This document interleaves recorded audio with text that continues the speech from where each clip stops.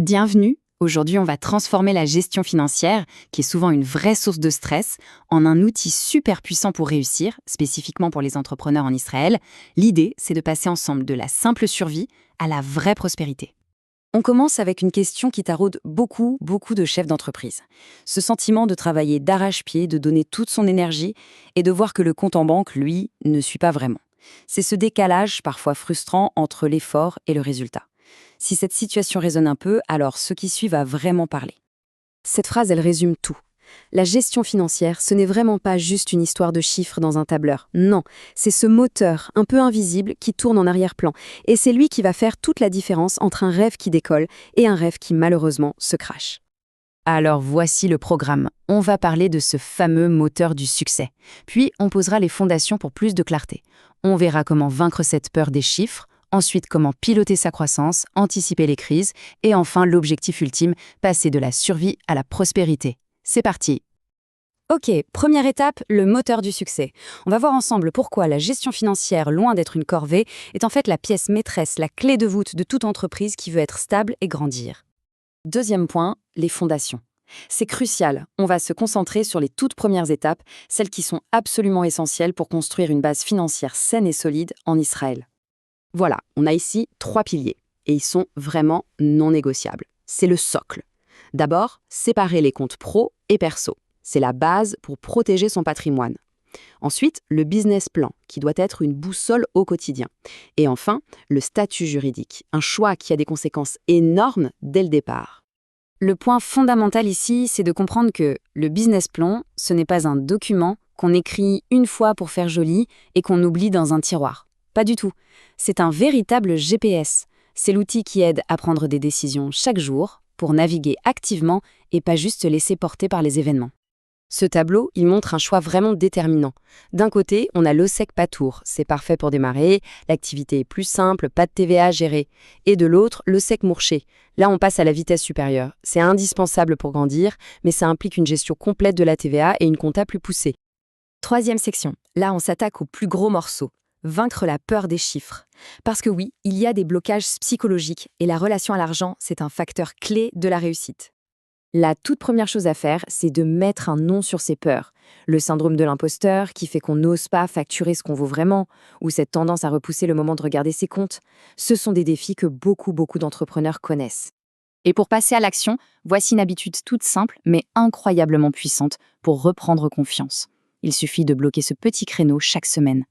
En faisant de ce rendez-vous une routine, la gestion financière devient beaucoup moins intimidante. Ça devient un vrai outil de pilotage. Quatrième partie, piloter sa croissance. Bon, les bases sont là, les peurs sont identifiées. Maintenant, il est temps de changer de posture. On arrête de juste se défendre et on passe à l'attaque, avec une approche vraiment stratégique. Ici, c'est un changement de mentalité qui est fondamental. Il faut arrêter de fixer ses prix en se basant uniquement sur ses coûts ou sur ce que font les concurrents. Non. La clé, c'est de baser ses prix sur la valeur immense, le résultat concret qu'on apporte aux clients. Ces indicateurs, c'est un peu le tableau de bord d'un pilote d'avion. Ils vont bien au-delà du simple solde sur le compte en banque. Ils disent vraiment si l'entreprise est en bonne santé. Par exemple, la marge brute. Elle mesure la rentabilité de chaque vente. C'est ça qui permet de vraiment piloter, pas juste de naviguer à vue.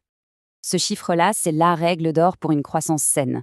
La LTV, donc la valeur vie client, doit être au minimum 3 fois plus élevée que le CAC, le coût d'acquisition client. En clair, si on dépense 1 euro pour acquérir un client et que ce client rapporte moins de 3 euros au total sur le long terme, le modèle économique n'est pas viable. Ah, les Hotzaot Mukarot. Comprendre ce principe et bien l'utiliser, c'est une stratégie absolument essentielle dans le système fiscal israélien. C'est tout simplement le levier le plus direct et parfaitement légal pour optimiser ses impôts et donc améliorer directement sa trésorerie. Cinquième point, gérer les crises. Soyons réalistes, aucune entreprise n'est à l'abri des tempêtes. Mais avoir un plan clair, ça change tout. Ça permet de passer de la panique à une action méthodique, réfléchie. Ces signaux d'alarme, ce sont des avertissements précoces, des red flags comme on dit. La clé, c'est de les repérer tout de suite pour éviter qu'un petit problème ne se transforme en crise majeure qui pourrait tout mettre en péril. Et si jamais ces signaux apparaissent, pas de panique. On suit ce processus méthodique en 4 étapes. Le but n'est pas de s'affoler, mais d'agir de façon structurée et décisive. On analyse, on décide, on agit. Et on arrive à notre dernière section, l'aboutissement, de la survie à la prospérité. C'est la transformation finale, le grand objectif, devenir vraiment le maître de son destin financier. La grande idée à retenir, c'est celle-ci. La maîtrise financière, ça s'apprend. C'est une compétence, et c'est elle qui permet de construire son avenir au lieu de juste subir le présent. Ce n'est absolument pas une question de chance, c'est une question de discipline et de méthode. Juste avant de finir, un point hyper important pour ceux qui sont salariés entrepreneurs, un modèle de plus en plus fréquent. La coordination fiscale, le TOMAS, ce n'est pas une option, c'est une obligation. L'ignorer, c'est s'exposer à des pénalités fiscales très très lourdes qu'on peut pourtant éviter. Voilà, on a vu les outils, on a vu la carte. La vraie question maintenant, ce n'est plus comment faire, mais plutôt qu'est-ce qu'on va construire. Avec ce nouveau contrôle, cette nouvelle clarté financière, quel avenir est-il maintenant possible de bâtir ?